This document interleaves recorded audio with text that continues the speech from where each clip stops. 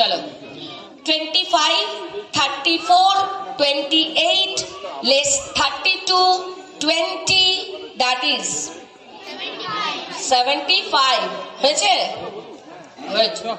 একটু হাততালি ওদের জন্য হয়ে যা।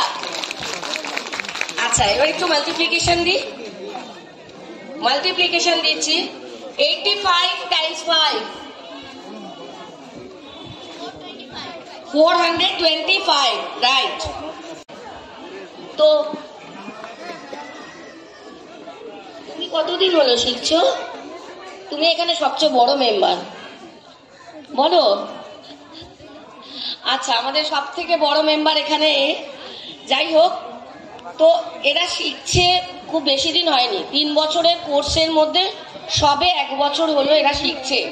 আজকে এইভাবে ওরা অঙ্ক করছে, জাস্ট ক্যালকুলেশন গুলোকে, কিছুই না, ওদের কাছে অঙ্কটা খেলা আর কিচ্ছু না।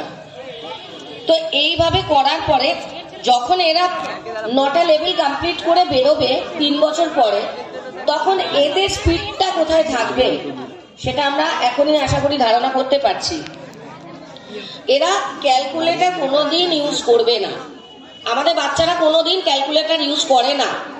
আর আমরা আমাদের বাচ্চাদের এক্সাম নিয়ে দেখেছি, ওরা 5 মিনিটে 100 সামস করতে পারে, 100টা সাম করতে পারে। ডিকটেশন আমি আজকে যা দিয়েছি ওদেরকে অনেক স্লো দিয়েছি, আমরা ক্লাসে 3 টাইমস আরো ফাস্টার দিই।